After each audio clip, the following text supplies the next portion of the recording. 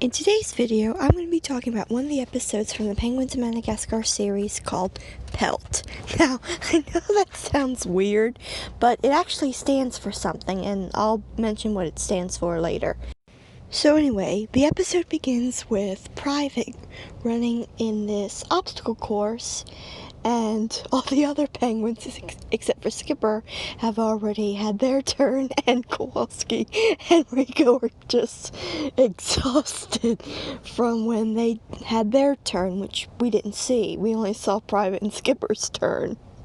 So anyway, Skipper takes his turn, and when Kowalski checks Skipper's time, his time is actually less, or he took more time to go through the obstacle course than a year before, and Skipper's like, "What? This can't be right." So he does it again, and Kowalski's like, "Are you sure you don't want to catch your breath?" And he's like, "No, I'm doing this again." So he does it, and his time ends up being even worse. So he does it over and over and over, and his time is still not what it was, if not better. And Skipper even says that this doesn't make any sense.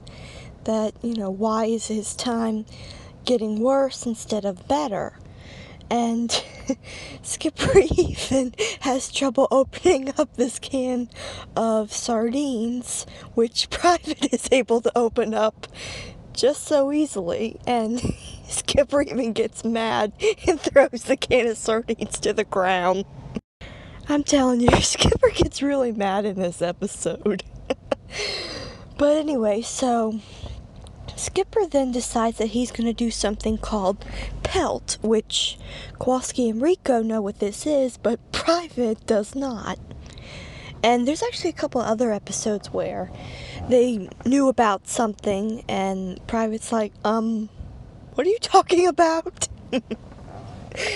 So, yeah, this is one of those times, and Skipper says what P.E.L.T stands for, which is Physical Endurance Leadership Test. That's what P.E.L.T stands for. And then Kowalski explains that it's a ancient penguin ritual where a penguin has to lift something heavy or something like that, and they have to defeat a leopard seal, which are the predators to penguins, and then they have to survive extreme cold by themselves. And Private's like, "So you're gonna go to Antarctica to do all this?" And Skipper's like, "No, I'll find substitutes here." And that's probably, I don't know, that would have been interesting to see Skipper go to Antarctica. But anyway, he doesn't do that. But when he goes to leave, he puts Rico in charge to, look after everything and be the leader while he's doing that. And Rico, for some reason, barfs up this club, and for some reason was gonna hit Private on the head with it. And Skipper's like, "Nope, Kowalski, you're gonna be the leader." And I really don't know why he didn't pick Kowalski first, because Kowalski is Skipper's second in command. So I really don't get that. But there's more. There's more interesting things in this episode with Skipper and Kowalski, and I'll get more to that in a minute. So anyway,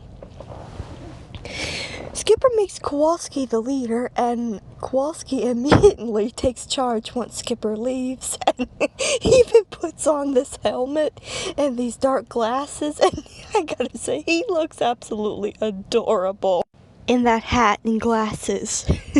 So anyway, Kowalski immediately takes charge, and meanwhile, Skipper is trying to find something heavy for him to lift, and he finds this ice truck, but he can't lift it. Then he takes off the brake, and the truck rolls back into a building and explodes. And I'm like, oh boy, I sure hope nobody got hurt. I doubt it. I don't think anyone did, but I'm like, Oh boy. Let's hope no one got hurt. But anyway, so back at the penguins' habitat, Maurice comes to ask the penguins if they had seen Julian, and then come to find out Julian had somehow got himself trapped under a bell, and the penguins have to get him out of there. And while they're doing that, Skipper sees them, and he's like, oh, I better stick around and wait for when they need me.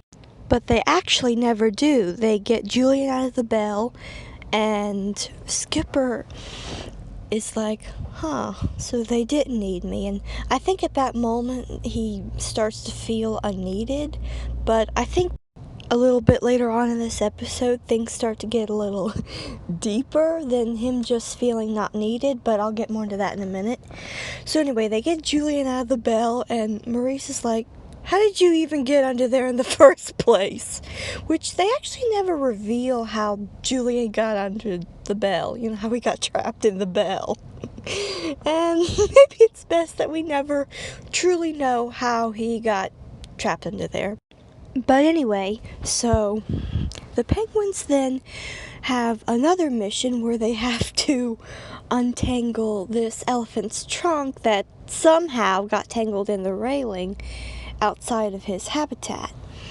And when Skipper sees them, he's like, another mission? Really? And the way he says it, he doesn't sound too happy about it. He sounds like he's, feeling unneeded. But anyway, so the penguins then free the elephant, and there's this one part where Skipper is up in a tree watching them through these binoculars, and he ends up mocking something that Kowalski says in like a snarky kind of way, and I'm like, Skipper, are you getting jealous or something? I don't know. I feel like maybe Skipper was in this episode, which, if so, this is, I think, the only time that Skipper ever gets like that. But I don't know, I just feel like, maybe he did due to that. And plus, Skipper actually throws the binoculars down, and they were around his neck, so when he threw them down, they yanked him down to the bottom of the tree. And then Skipper starts pounding on the tree, and the squirrel Fred, which I mentioned him in the episode The Falcon and the Snow Job, he's the one that Skipper's girlfriend Kitka ate and then barfed up. But anyway, so he's like, why are you beating on my tree? And Skipper says that his team doesn't need him anymore, and he's really mad. And he also says something that's really interesting to me, because he says that Kowalski shoved him aside, and I think he said something like he doesn't think he'll be a good leader, like Kowalski thinks Skipper's not a good leader, something like that. But I know he says that Kowalski shoved him aside, and I'm like, no, you put him in charge. And yeah, I really think that maybe Skipper was jealous, because, maybe he was just being mean, but yet, I don't know, because he was also pretty angry, so, yeah, and he also mocked what Kowalski said in a snarky way, and he said that Kowalski pushed him aside, when actually he was the one that put him in charge in the first place. So, yeah, I think Skipper might have been jealous of Kowalski in this one. Plus, it kind of reminds me of some, or at least this one other kids show where someone was left in charge, and when the one that left them in charge sees that they actually are doing really well, they actually get jealous of them. So that kind of reminds me of this episode, and I think I've seen that a few other times in other kids shows. But anyway, so Skipper sees a snow cone cart, and he knocks out the guy that was pushing it, and he takes one lick of a snow cone and gets a brain freeze. And then somehow the penguins end up in front of Skipper. Somehow there was there was an explosion, and they never show what caused it, but I can only imagine. So anyway, they end up right there by Skipper, and Skipper also acts really mean to Kowalski in this one, because he tells Kowalski, he says something like how Kowalski could have blown them up or something, and then he says in a really mean way that Kowalski isn't such a hotshot leader after all. Then he says, I knew it. So I'm like, and I think I know something too, and that is, you're jealous. And, it's kind of surprising for, Skipper to be like that, but I've actually talked about in one of the other videos I've done where Private got jealous. It's actually more surprising for Private to be jealous than Skipper, but yeah. So yeah, that's my verdict. Skipper is jealous of Kowalski for some reason. Why? I don't know. But that might explain why he's so mean to Kowalski. I mean, I don't know. Maybe one of these days we'll get deeper into that, but anyway. So Private reveals to Skipper that Kowalski's actually done really well. And they tell Skipper about some of their missions that they had, and Skipper seems disappointed. And then he tells the others that he failed the P.E.L.T thing, and there's this really sweet part where Kowalski's like, I'm sure you'll get it, I'm sure you'll be fine. And then Skipper reveals that to them, and he even tells Kowalski that he's the better leader and that he has seen that. So yeah, I'm pretty convinced that not only in this episode was Skipper feeling like he wasn't needed, but I think he was also maybe a little jealous that Kowalski was actually doing so well. Because, why else would he make those snarky remarks about his own brother and act like that? I mean, there's really nothing else I can think of. I mean, sure, maybe he was just being mean, but I seriously doubt it.